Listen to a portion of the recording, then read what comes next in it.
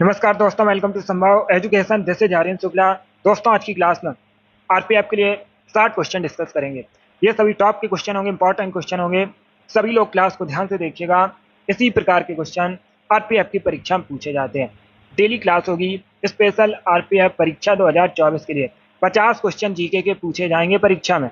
हमारा 50 में 50 का टारगेट है। इसके लिए डेली सेशन को ज्वाइन कीजिएगा। चलिए शुरू करते हैं आज की क्लास। इसका आंसर करिएगा क्वेश्चन नंबर फर्स्ट के लिए। क्वेश्चन इस प्रकार से है, भारत का सबसे बड़ा शेयर बाजार निम्न में से कौन सा है? सभी बताइएगा, भारत का सबसे बड़ा शेयर बाजार इनमें से कौन सा है? दिल्ली, कोलकाता, मुंबई या फिर चेन्नई? इसका right answer option number C होगा, Mumbai. Yes, option number C correct answer होगा। मुंबई भारत का सबसे बड़ा शेयर बाजार है, तो ऑप्शन नंबर सी इसका राइट आंसर होगा। मुंबई महाराष्ट्र की राजधानी है। भारत की आर्थिक राजधानी भी कहा जाता है मुंबई को। और मुंबई को भारत में 60 टापुओं के शहर के नाम से जाना जाता है। आप लोग याद रखिएगा। आरबीआई का हेडक्वार्टर कहाँ पर है, पूछा जाता है परीक्षा में। मुंबई में है। एसबीआई का हेडक्वार्टर भी मुंबई में है। बीसीसीआई, जितने भी भारत में क्रिकेट मैच होते हैं उनको कौन रेगुलेट करता है? बीसीसीआई। बीसीसीआई का हेडक्वार्टर भी मुंबई में है। आप लोग याद रखिएगा। और एक क्वेश्चन पूछा गया था परीक्षा में, नाबार्ड का मुख्यालय कहाँ पर है? नाबार्ड का हेडक्वार्टर कहाँ पर है? तो आप लोग याद रखिएगा, नाबार्ड का मुख्यालय भी मुंबई में है। और मुंबई को भारत का प्रवेश द्वार भी कहा जाता है। ये पूछा हुआ क्वेश्चन है, प्रीवियस ईयर क्वेश्चन है। जिसने भी क्वेश्चन नंबर फर्स्ट का ऑप्शन नंबर सी दिया उनका सही उत्तर है मुंबई, करेक्ट आंसर होगा। इसका आंसर करिएगा क्वेश्चन नंबर 2 के लिए। निम्न में से कौन सी धातु विद्युत तार बनाने के लिए उपयोग की जाती है? विद्युत तार बनाने के लिए किस धातु का उपयोग किया जाता है? चांदी, तांबा, लेड, मैग्नीशियम। इस प्रकार से ऑप्शन है। जिसने भी लाइव सेशन को लाइक नहीं किया है, लाइक कीजिए, शेयर कीजिएगा। चैनल पर नए हैं, चैनल को सब्सक्राइब कीजिए, बेल आइकन को प्रेस कीजिए ताकि सभी नोटिफिकेशन आप तक पहुंच सकें। बी करेक्ट आंसर होगा कॉपर का। Yes, option number B correct answer होगा। कॉपर का प्रयोग किया जाता है, उपयोग किया जाता है विद्युत तार बनाने के लिए। बी करेक्ट आंसर होगा इसका। बहुत अच्छे, यस, बी करेक्ट आंसर होगा। अब इसका आंसर करिए क्वेश्चन नंबर 3 के लिए। कटनी किसके लिए प्रसिद्ध है? कटनी में स्थित है सीमेंट कारखाना, उर्वरक कारखाना, स्कूटर कारखाना या फिर साइकिल कारखाना? इस प्रकार से ऑप्शन है। तो सभी जल्दी से आंसर करिए क्वेश्चन नंबर 3 के लिए। ये सभी टॉप के क्वेश्चन है, इंपॉर्टेंट क्वेश्चन है। इसी प्रकार के क्वेश्चन परीक्षा में पूछे जाएंगे आरपीएफ की। तो सभी क्लास को ध्यान से देखिएगा। अब इसका आंसर करिए क्वेश्चन नंबर 3 के लिए। ए करेक्ट आंसर होगा सीमेंट कारखाना है। यस, ऑप्शन नंबर इसका राइट आंसर होगा। कटनी में सीमेंट कारखाना है, ए करेक्ट आंसर होगा। दूसरा पूछा जाएगा क्वेश्चन, कटनी कहां पर है? तो आप लोग याद रखिएगा, मध्य प्रदेश में है। कहां पर है? मध्य प्रदेश में है। और सीमेंट कारखाना है, तो ऑप्शन नंबर इसका राइट आंसर होगा। आगे बढ़ते हैं। इसका आंसर करिए क्वेश्चन नंबर 4 के लिए। मौर्य साम्राज्य की राजधानी क्या थी? मौर्य साम्राज्य की स्थापना किसने की थी? चंद्रगुप्त मौर्य ने की थी, कई बार मैंने आपको बताया है। और मौर्य साम्राज्य के अंतिम शासक पूछे जाए तो बृहद्रथ मौर्य साम्राज्य के अंतिम शासक थे। मौर्य साम्राज्य की राजधानी बताइएगा। सभी जल्दी से आंसर करिए क्वेश्चन नंबर 4 के लिए। पाटलिपुत्र, कुशीनगर, वैशाली या फिर इंद्रप्रस्थ? ए करेक्ट आंसर होगा पाटलिपुत्र। वर्तमान में पटना नाम है। और पाटलिपुत्र मौर्य साम्राज्य की राजधानी थी। ऑप्शन नंबर इसका राइट आंसर है। सभी ने करेक्ट आंसर दिया इस बार आप सभी के राइट आंसर हैं। ए करेक्ट आंसर होगा, पाटलिपुत्र करेक्ट आंसर होगा। अब इसका आंसर करिए क्वेश्चन नंबर 5 के लिए। भारतीय राजनीतिक व्यवस्था में इनमें से सर्वोच्च है, क्या सर्वोच्च है? सुप्रीम कोर्ट, संविधान, संसद या फिर धर्म? इस प्रकार से ऑप्शन है। ये करेक्ट आंसर नहीं होगा। सुप्रीम कोर्ट करेक्ट आंसर नहीं होगा इसका। बी करेक्ट आंसर होगा, संविधान। Yes, option number B correct answer होगा। भारतीय राजनीतिक व्यवस्था में सर्वोच्च संविधान है, तो ऑप्शन नंबर 20 का राइट आंसर होगा। यस, बी करेक्ट आंसर है। बहुत अच्छे। इसका आंसर करिएगा क्वेश्चन नंबर 6 के लिए। आपको बताना है, शरीर में श्वेत रक्त कोशिकाओं का मुख्य कार्य क्या होता है? शरीर में जो श्वेत रक्त कोशिकाएं होती हैं, इनका मुख्य कार्य क्या होता है, ये आपको बताना है। गुड आंसर सभी लोग दीजिए, राइट या रॉन्ग आप लोग आंसर करिएगा। कोई क्वेश्चन नहीं आता है उसे नोट डाउन कर सकते हो। ए करेक्ट आंसर होगा, शरीर को रोगों से बचाना। यस, ऑप्शन नंबर इसका राइट आंसर है। शरीर में जो श्वेत रक्त कोशिकाएं होती हैं, मुख्य कार्य होता है शरीर को रोगों से बचाना। ए करेक्ट आंसर होगा इसका। इसका आंसर करिएगा क्वेश्चन नंबर 7 के लिए। बताइए, गोविंद सागर लेक कहां पर है भारत में? गोविंद सागर लेक भारत में कहां पर है? हिमाचल प्रदेश, पंजाब, राजस्थान या फिर जम्मू कश्मीर में? इसका right answer option number A होगा, हिमाचल प्रदेश में। या तो ऑप्शन नंबर इसका राइट आंसर होगा, हिमाचल प्रदेश में गोविंद सागर लेक है, तो ऑप्शन नंबर इसका राइट आंसर है। अब इसका आंसर करिए क्वेश्चन नंबर 8 के लिए। आपको बताना है, अस्थायी लोकसभा अध्यक्ष, प्रोटम स्पीकर नियुक्ति कौन करता है? ये अच्छा क्वेश्चन है, पॉलिटी संबंधित क्वेश्चन है।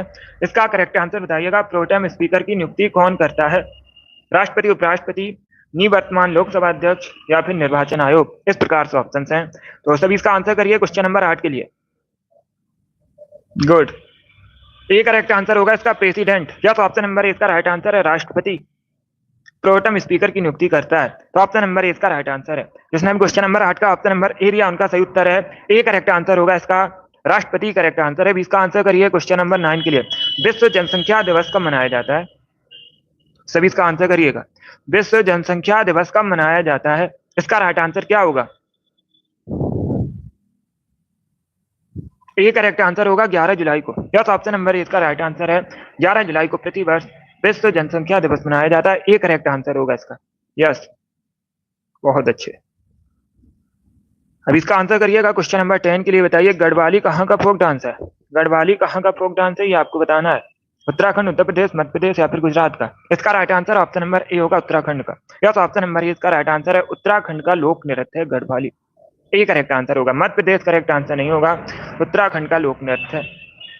इसका आंसर करिए क्वेश्चन नंबर 11 के लिए। What is the full form of FM? FM का पूरा नाम क्या होता है? एफएम का फुल फॉर्म आपको बताना है।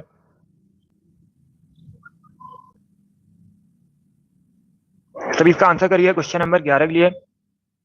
गुड। गुड मॉर्निंग सभी को। इसका right answer option number A होगा फ्रीक्वेंसी मॉड्यूलेशन, या तो ऑप्शन नंबर ए इसका राइट आंसर है। एफएम का फुल फॉर्म होता है frequency modulation. Option number A इसका राइट आंसर होगा। आगे बढ़ते हैं। अब इसका आंसर करिएगा क्वेश्चन नंबर 12 के लिए। आपको बताना है ऑस्ट्रेलिया की राष्ट्रीय खेल बताइएगा। यस, आपको नेशनल स्पोर्ट बताना है ऑस्ट्रेलिया का। इसका राइट आंसर क्या होगा? बैडमिंटन, फुटबॉल, क्रिकेट या फिर टेबल टेनिस। इसका right answer option number C होगा क्रिकेट, या तो option number C correct answer होगा। क्रिकेट ऑस्ट्रेलिया का राष्ट्रीय खेल है, नेशनल स्पोर्ट है। क्रिकेट करेक्ट आंसर होगा इसका। बहुत अच्छे, सभी ने करेक्ट आंसर दिया है। क्रिकेट करेक्ट आंसर होगा इसका। अब इसका आंसर करिएगा क्वेश्चन नंबर 13 के लिए। क्वेश्चन इस प्रकार है, निम्न राजवंशों में से किस वंश की स्थापना बिंबिसार ने की है? 4 ऑप्शन दिए गए हैं, बताइए इसमें से किस वंश की स्थापना बिंबिसार ने की है? इसका राइट आंसर क्या होगा? सभी जल्दी।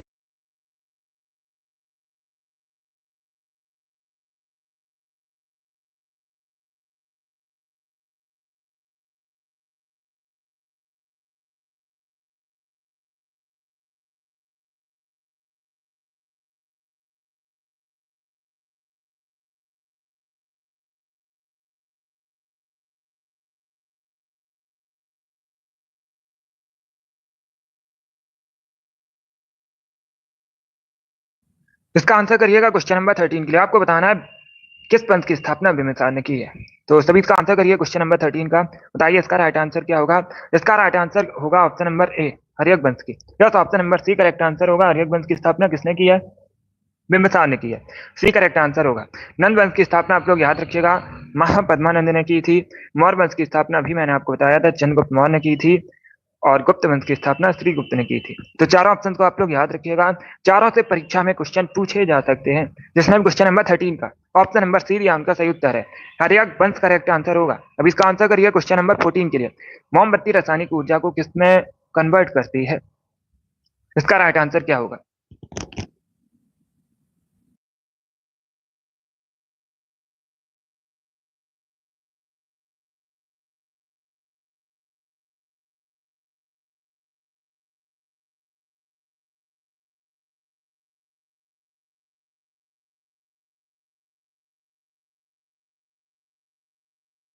फोर्टीन है। इसका राइट आंसर बताइएगा। जो मोमबत्ती है रासायनिक ऊर्जा को किसमें बदलती है? इसका right answer option number C होगा, ऊष्मा और प्रकाश ऊर्जा। यस, ऑप्शन नंबर सी इसका राइट आंसर होगा। मोमबत्ती रासायनिक ऊर्जा को प्रकाश और ऊष्मा ऊर्जा में बदलती है। सी करेक्ट आंसर होगा इसका। जिसने अभी क्वेश्चन नंबर 14 का ऑप्शन नंबर सी दिया उनका सही उत्तर है। बहुत अच्छे, चलिए आगे बढ़ते हैं। अब इसका आंसर करिए क्वेश्चन नंबर 15 के लिए। आपको बताना है मेढक के हृदय में कितने भाग होते हैं? सभी जल्दी से आंसर करिए, बताइए इसका राइट आंसर क्या होगा? मेढक के हृदय में कितने भाग होते हैं? 4, 6, 3, 8। इस प्रकार से ऑप्शन है। क्या पूछा गया है? मेढक के हृदय में कितने भाग होते हैं? इसका right answer option number C होगा 3, या तो option number C correct answer होगा। सी करेक्ट आंसर होगा इसका। मेढक के हृदय में 3 भाग होते हैं। ये इंपॉर्टेंट क्वेश्चन है, बहुत सी परीक्षा में पूछा हुआ क्वेश्चन है, इसे आप लोग याद रखिएगा। सी करेक्ट आंसर होगा इसका। अभी इसका आंसर करिए क्वेश्चन नंबर 16। आपको बताना है हमारे भारतीय संविधान में कितने मूल कर्तव्य हैं। हमारे भारतीय संविधान में कितने मूल कर्तव्य हैं? 12, 8, 11 या फिर 9? इस प्रकार से ऑप्शन हैं।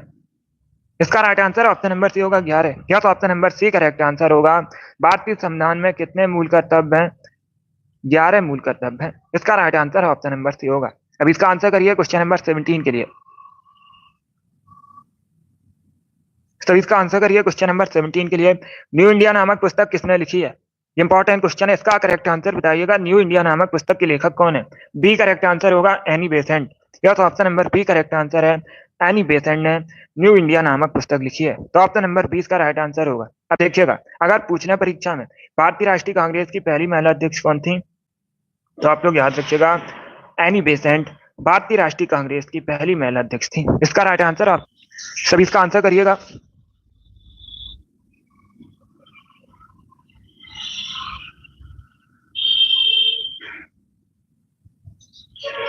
क्वेश्चन नंबर 18 के लिए आंसर करिए। क्वेश्चन इस प्रकार है, विश्व में सबसे लंबी किस देश की तट रेखा है? इसका राइट आंसर होगा ऑप्शन नंबर सी कनाडा। या option number C correct answer होगा। कनाडा की सबसे लंबी तट रेखा है विश्व में, तो ऑप्शन नंबर सी इसका राइट आंसर होगा। देखिएगा, अगर पूछा जाए दूसरे स्थान पर कौन है, दूसरे स्थान पर रसिया है, दूसरे स्थान पर रसिया है, पहले स्थान पर कनाडा है। इंपॉर्टेंट है, ज्योग्राफी संबंधित क्वेश्चन है इस प्रकार। इसका आंसर करिएगा क्वेश्चन नंबर 19 के लिए। कांच क्या होता है? सभी इसका आंसर करिएगा, बताइए कांच क्या होता है? इसका राइट आंसर क्या होगा? इसका राइट आंसर भी होगा अति शीतित द्रव है कांच। क्या है कांच? अति शीतित द्रव है, तो ऑप्शन नंबर बी इसका है। जिसने भी क्वेश्चन नंबर 19 का ऑप्शन नंबर बी दिया उनका सही उत्तर है। बी करेक्ट आंसर होगा इसका। क्या तो ऑप्शन नंबर बी सर है। अब इसका आंसर करिए क्वेश्चन नंबर 20 के लिए। आपको बताना है निम्न में से कौन सी नदी अरब सागर में जाकर मिलती है? तो सभी इसका आंसर करिए, बताइए इसका राइट आंसर क्या होगा। इनमें से कौन सी नदी अरब सागर में जाकर मिलती है? कावेरी, गोदावरी, नर्मदा या फिर कृष्णा? इसका right answer option number C होगा नर्मदा। या तो option number C correct answer होगा। नर्मदा नदी का जो उद्गम है मध्य प्रदेश के अमरकंटक से होता है और ये अरब सागर में जाकर मिलती है, पश्चिम की ओर बहती है। ऑप्शन नंबर सी इसका राइट आंसर होगा। मध्य प्रदेश की राजकीय नदी भी है नर्मदा। अब इसका आंसर करिएगा क्वेश्चन नंबर 21 के लिए। मठ और स्तूप किस संबंधित है?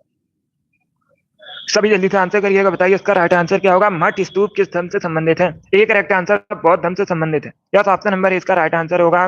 बौद्ध धर्म से संबंधित है मठ स्तूप, तो ऑप्शन नंबर ए इसका राइट आंसर है। अब इसका आंसर करिए क्वेश्चन नंबर 22 के लिए। डंप अभ्यारण्य कहाँ पर है? डंपा अभ्यारण्य कहाँ पर है? केरल, मध्य प्रदेश, मिजोरम या फिर तेलंगाना? इसका right answer option number C होगा मिजोरम में। या तो option number C correct answer होगा मिजोरम में चंपा अभ्यारण्य, तो ऑप्शन नंबर सी इसका राइट आंसर होगा।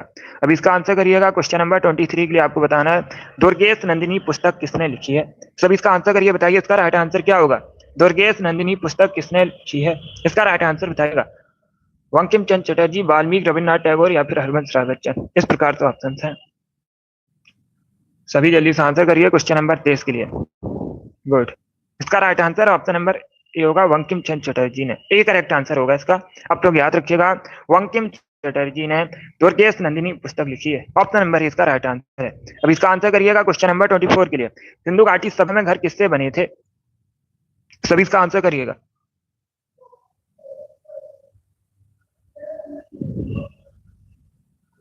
यस, जो खंबात की खाड़ी है अरब सागर में है। अगर ऑप्शन में खंबात की खाड़ी या फिर अरब सागर कोई भी लिखा है तो उसे भी टिक कीजिएगा। अरब सागर में है खंबात की खाड़ी।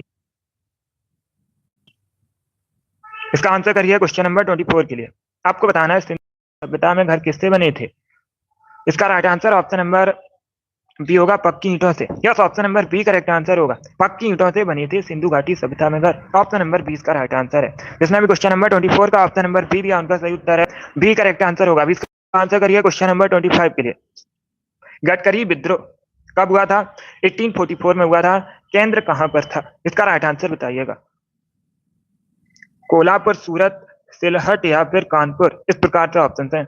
ए करेक्ट आंसर होगा इसका कोल्हापुर। या ऑप्शन नंबर ए इसका राइट आंसर होगा। वर्तमान में कोल्हापुर कहां पर है? महाराष्ट्र में। अगर पूछना परीक्षा में वर्तमान में कोल्हापुर कहां पर है? महाराष्ट्र में है। और गडकरी विद्रोह 1844 में जो हुआ था इसका केंद्र था। ऑप्शन नंबर ए इसका राइट आंसर होगा। कोल्हापुर करेक्ट आंसर होगा इसका।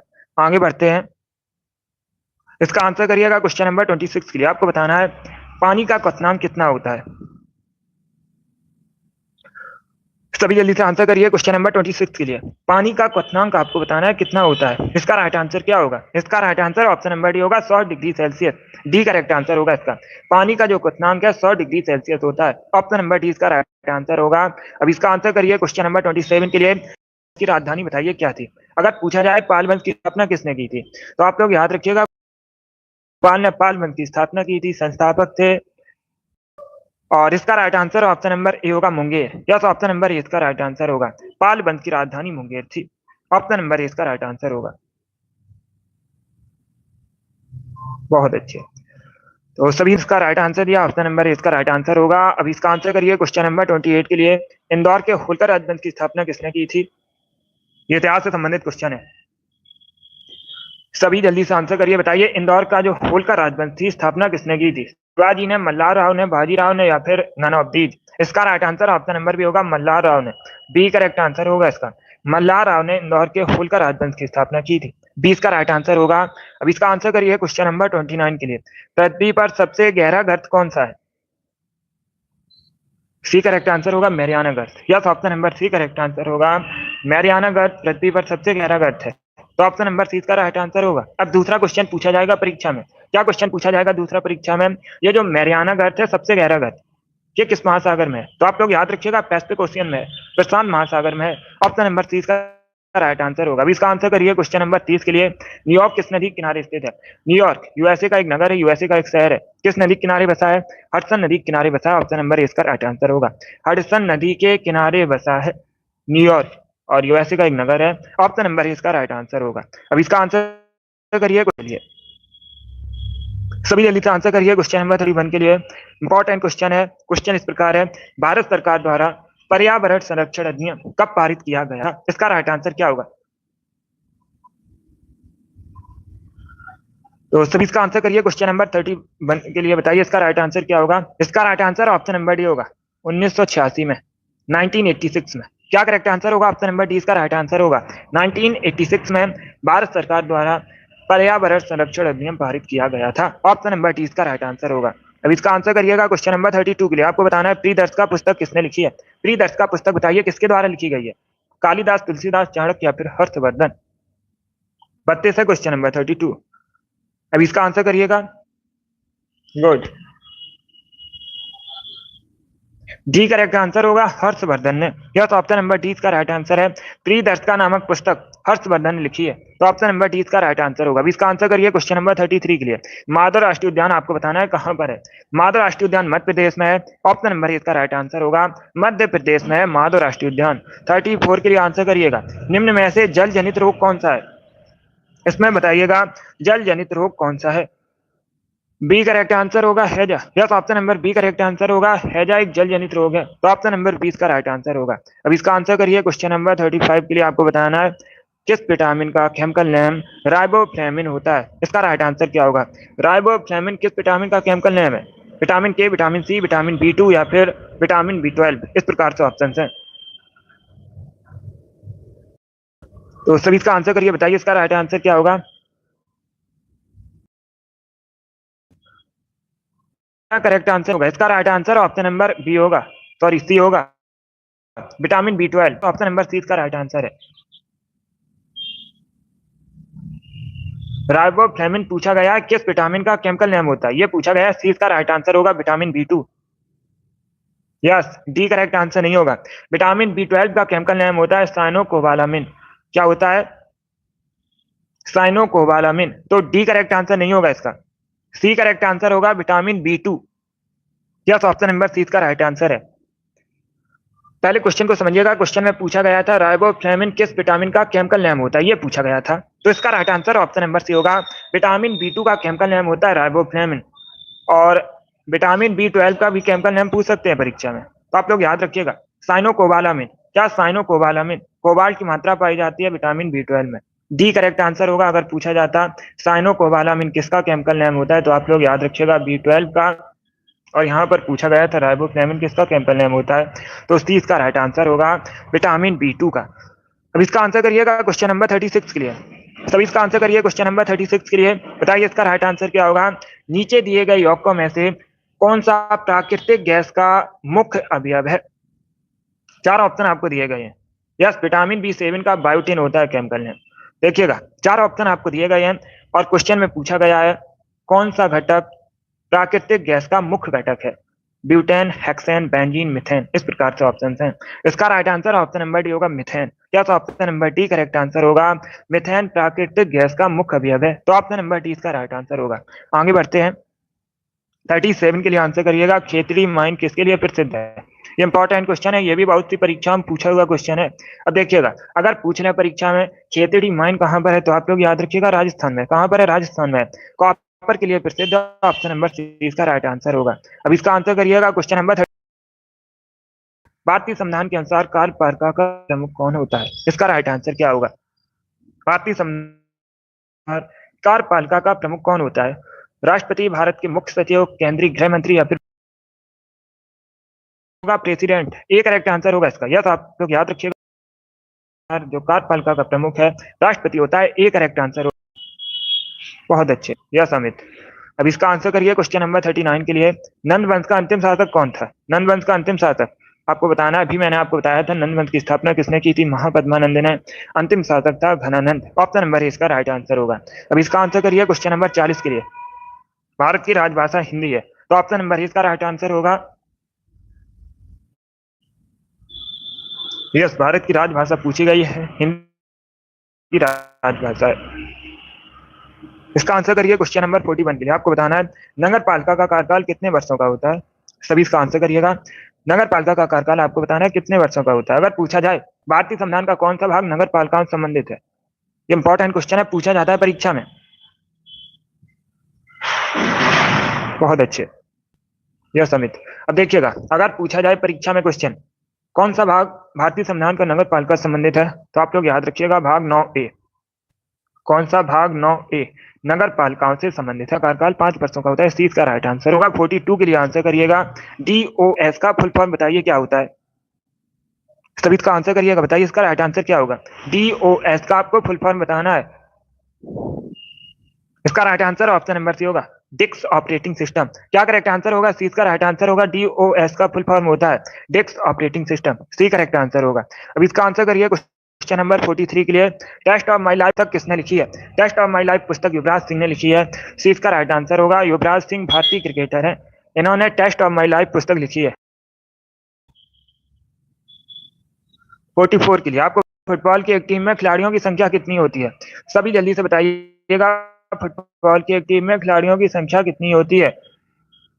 सी करेक्ट आंसर होगा 11। या तो ऑप्शन नंबर सी का राइट आंसर, संख्या 11 होती है। सी इसका राइट आंसर होगा। अब इसका आंसर करिए क्वेश्चन नंबर।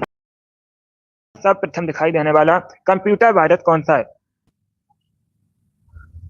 भारत में सब प्रथम दिखाई देने वाला कंप्यूटर वायरस आपको बताना है। इसका right answer option number A होगा, सी ब्रेन। या तो ऑप्शन नंबर ए इसका राइट आंसर होगा, ब्रेन।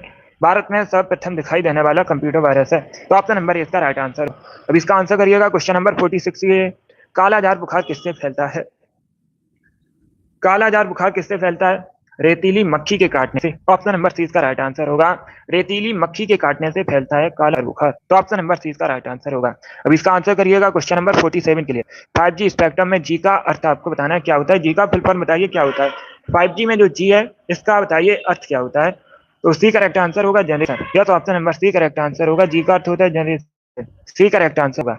अब इसका आंसर करिएगा क्वेश्चन नंबर 48 के लिए। केंद्रीय सतर्कता आयोग का गठन कब हुआ था? अगर पूछना है परीक्षा में केंद्रीय सतर्कता आयोग का मुख्यालय कहाँ पर है, तो आप लोग रखिएगा नई दिल्ली में, न्यू दिल्ली में केंद्रीय सतर्कता आयोग का मुख्यालय है। और इसका जो गठन है 1964 में हुआ था, 1964 में हुआ था। एक करेक्ट आंसर होगा इसका 1964। एक करेक्ट आंसर होगा। अब इसका आंसर करिएगा क्वेश्चन नंबर 49 के लिए। मीमांसा दर्शन के प्रतिपादक बताइएगा। डी करेक्ट आंसर होगा जैमिनी। या तो ऑप्शन नंबर डी इसका राइट आंसर होगा। मीमांसा दर्शन के प्रतिपादक है, तो ऑप्शन नंबर डी इसका राइट आंसर है। अब इसका आंसर करिए क्वेश्चन नंबर 50 के लिए। वैन सांग ने शिलादित्य के लिए कहा था। इतिहास से संबंधित क्वेश्चन है, अच्छा क्वेश्चन है, तो इसका आंसर करिए, बताइए इसका राइट आंसर क्या होगा? वैन सांग ने शिलादित्य किसे कहा था? चंद्रगुप्त मौर्य, चंद्रगुप्त, अशोक, या फिर हर्षवर्धन को? गुड, सभी आंसर करिए क्वेश्चन नंबर 50 के लिए। शिलादित्य पूछा गया है, किसे कहा था? इसका right answer option number D होगा हर्षवर्धन को। डी करेक्ट आंसर होगा इसका। हर्षवर्धन को कहा था वैनसांग ने शिलादित्य, तो ऑप्शन नंबर डी इसका राइट आंसर होगा। इसका आंसर करिएगा क्वेश्चन नंबर 51 के लिए। आपको बताना है शून्य की खोज किसने की थी। ये भी इंपॉर्टेंट क्वेश्चन है, अच्छा क्वेश्चन है। बताइएगा शून्य खोज किसने की थी? वराहमिहिर, आर्यभट्ट, भास्कर या फिर नन ऑफ दीज। इसका right answer option number B होगा आर्यभट्ट ने। यस, बी करेक्ट आंसर होगा। आर्यभट्ट ने सबसे पहले शून्य की खोज की थी। अब इसका आंसर करिएगा क्वेश्चन नंबर 52 के लिए। जनसंख्या के अध्ययन को क्या कहते हैं? जनसंख्या के अध्ययन को जनांकिकी कहते हैं। ये पूछा हुआ क्वेश्चन है, सीपीओ की परीक्षा में पूछा गया था, बिल्कुल इसी प्रकार से। तो आप लोग याद रखिएगा, जनसंख्या अध्ययन को जनांकिकी कहते हैं। 53 के लिए आंसर करिएगा डॉक्टर सलीम अली पक्षी अभ्यारण्य। आपको बताना है कहां पर है। इसका राइट आंसर ऑप्शन होगा गोवा में। Yes, option number C correct answer होगा, भारत के गोवा में डॉक्टर सलीम अली पक्षी अभ्यारण्य, तो सी इसका राइट आंसर है। इसका आंसर करिएगा क्वेश्चन नंबर 54 के लिए। नई राजनीतिक पार्टियों को मान्यता कौन प्रदान करता है? इसका राइट आंसर क्या होगा? नई राजनीतिक पार्टियां हैं जो, उनको मान्यता कौन प्रदान करता है? प्रधानमंत्री, चुनाव आयोग, राष्ट्रपति, फिर पार्लियामेंट। इसका right answer option number B होगा चुनाव आयोग। या तो option number B correct answer होगा, चुनाव आयोग नई राजनीतिक पार्टियों को मान्यता प्रदान करता है, बी करेक्ट आंसर होगा। अब इसका आंसर करिए क्वेश्चन नंबर 55 के लिए। मधुमलाई राष्ट्रीय उद्यान कहां पर है? सभी जल्दी से आंसर करिए, बताइए इसका राइट आंसर क्या होगा। मधुमलाई राष्ट्रीय उद्यान कहां पर है? उत्तराखंड, तमिलनाडु, असम या फिर गुजरात में। इसका right answer option number B होगा तमिलनाडु। या तो option number B correct answer होगा, तमिलनाडु में मधुमलाई राष्ट्रीय उद्यान है। इंपॉर्टेंट क्वेश्चन है, बहुत सी परीक्षा में पूछा हुआ क्वेश्चन है, आरपीएफ की भी परीक्षा में पूछा गया था प्रीवियस ईयर क्वेश्चन।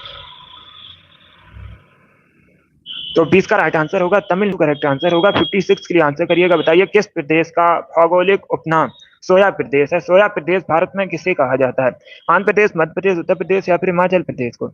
इसका right answer option number B होगा Madhya Pradesh. Yes, B correct answer. Madhya Pradesh को कहा जाता है प्रदेश। देश इसलिए कहा जाता है क्योंकि मध्य प्रदेश में भारत में सबसे अधिक सोया का उत्पादन। आपसे पूछ सकते हैं परीक्षा में कि भारत में सबसे अधिक सोया का उत्पादन कहां पर होता है, तो आप लोग याद रखिएगा मध्य प्रदेश में होता है। इसीलिए मध्य प्रदेश को भारत में सोया प्रदेश के नाम से जाना जाता है। 57 के लिए आंसर करिएगा, इंडियन लिबरल फेडरेशन की स्थापना किसने की थी? इसका राइट आंसर बताइए। इंडियन लिबरल फेडरेशन की स्थापना किसने की थी? ए करेक्ट आंसर होगा सुरेंद्र नाथ बनर्जी ने। यस, ए करेक्ट आंसर होगा सुरेंद्र नाथ बनर्जी ने इंडियन लिबरल फेडरेशन की स्थापना की थी। तो ऑप्शन नंबर इसका राइट होगा। आगे बढ़ते हैं, 58 के लिए आंसर करिएगा, धमेक स्तूप भारत में कहां पर स्थित है? भागलपुर, बिहार, गंगटोक, सिक्किम, सारनाथ उत्तर प्रदेश या फिर उज्जैन मध्य प्रदेश। इस प्रकार से ऑप्शन हैं।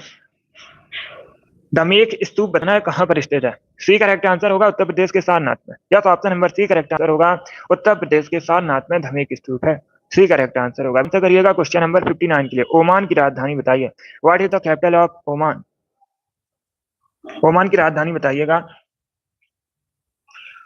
इसका right answer option number D होगा मस्कट। या तो ऑप्शन नंबर डी इसका राइट आंसर है मस्कट। ओमान की राजधानी या कैपिटल है, डी करेक्ट आंसर होगा। अब इसका आंसर करिए क्वेश्चन नंबर 60 के लिए। आज का लास्ट क्वेश्चन है, प्राचीन भारत में निष्क या निशाका एक ही बात है के नाम से किसे जाना जाता था? तो इसका right answer option number A होगा स्वर्ण आभूषण को। या तो ऑप्शन नंबर ए इसका राइट आंसर है। वैदिक भारत में स्वर्ण आभूषण को निष्क या निशाका के नाम से जानते थे। ऑप्शन नंबर ए इसका राइट आंसर होगा। इसमें भी क्वेश्चन नंबर 60 का ऑप्शन नंबर ए दिया अंक सही उत्तर है। गुड, ए करेक्ट आंसर होगा इसका। स्वर्ण आभूषण करेक्ट आंसर होगा। बहुत अच्छे। चलिए दोस्तों, आज की क्लास में हमने 60 इंपॉर्टेंट क्वेश्चन डिस्कस किए with extra fact. I hope आप सभी को ये प्रश्न समझ आए होंगे। सो क्लास को लाइक कीजिए, शेयर कीजिए, चैनल पर नए हैं चैनल को सब्सक्राइब कीजिएगा, बटन को प्रेस कीजिए ताकि सभी नोटिफिकेशन आप तक पहुंच सकें। डेली क्लास होती है सुबह 10 बजे। स्पेशल जीके जीएस का सेशन है, सभी डेली सेशन को ज्वाइन कीजिएगा। आरपीएफ के लिए डेली सुबह 10 बजे सेशन होता है, यही वाला। 50 क्वेश्चन पूछे जाएंगे जीके के परीक्षा में। हमारा 50 में 50 का टारगेट है। इसके लिए डेली सेशन को ज्वाइन कीजिएगा। पसंद आए क्लास को लाइक कीजिए, शेयर कीजिए, चैनल पर नए हैं चैनल को सब्सक्राइब कीजिएगा, बेल आइकन को प्रेस कीजिए ताकि सभी नोटिफिकेशन आप तक पहुंच सके। Thank you guys, thank you for watching.